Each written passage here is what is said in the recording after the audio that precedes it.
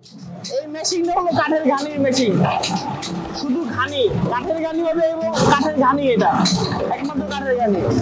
এটা সর্বপ্রথম সরিষা দেই, দিলে এটা ঘুরতে ঘুরতে ঘুরতে ঘুরতে আপনার এখান দিয়ে তেল বেরোয়, এখান দিয়ে তেল বেরোবে।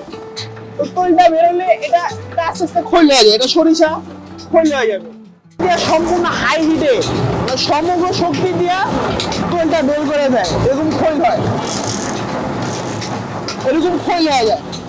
খৈলটা হলে তেলটা শেষ হয়ে যায়। উত্তরবঙ্গ থেকে আয়না প্রচুর কৃষক থেকে কিনে আমরা মিলে নিয়ে আসা স্টোর করি। ওই ঘানিতে সর্বপ্রথম তেলটা দেই, মানে সরিষার বীজটা দিই। তো ওইখান থেকে ঘুরতে ঘুরতে ঘুরতে আপনার তেলটা বের হয়। এখান থেকে ঘানিতে তেল বের হয় 60% তেল।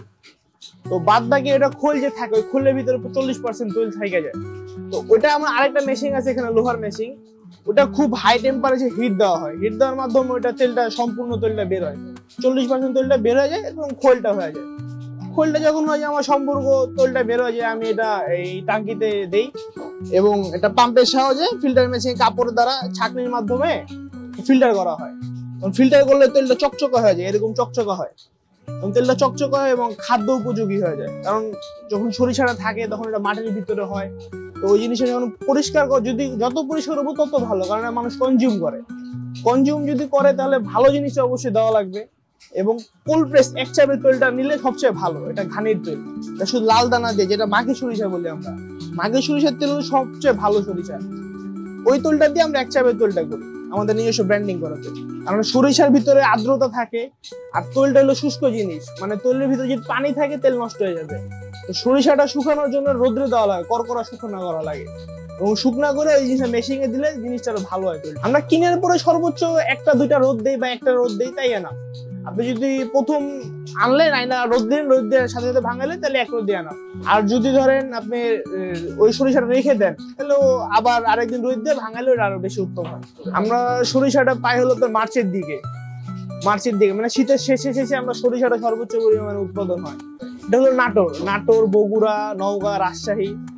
সবচেয়ে ভালো সরিষা নাটোর চরণবিলের সরিষা, যেটা আমাদের বাড়ি নাটোর চরণবিলে, ওইখানকার সরিষা সবচেয়ে ভালো, তেলটা বেশি হয় এবং গুণগত মানও ভালো। তেল পানি ইউজ করা লাগবে, পানি যদি ইউজ না করি, মানে পানি বেশি দেওয়া যাবে না, বেশি যদি দিই তেল যাবো পয়সা, আর যদি কম দিই তেল বেরোবো না। এটাই হলো আপনার হলো এখানে কারিশমা। এটা হলো সরিষার তেল ফিল্টার মেশিন। তো এটা হলো কাপড়, খুবই পুরো একটা মোটা একটা কাপড়। এই কাপড়ের মাধ্যমে নিচে একটা গিয়ার বক্স আছে, গিয়ার বক্স এখানে টাঙ্কিতে তেল দেই, মানে যখন ভাঙানো তেলগুলো দিয়ে ওখানে পাইপের মাধ্যমে আইসা আপনার এটা প্রেসারের মাধ্যমে, খুবই হাই প্রেসার। এটা যদি খুলে দেই মনে করেন 1/2 কিলোমিটার দূরে চলে যাবে, এত প্রেসার এটার ভিতরে আছে।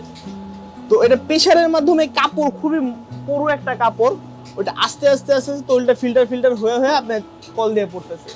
ওটা আমি বোতলজাত করে আমি বিক্রি করি।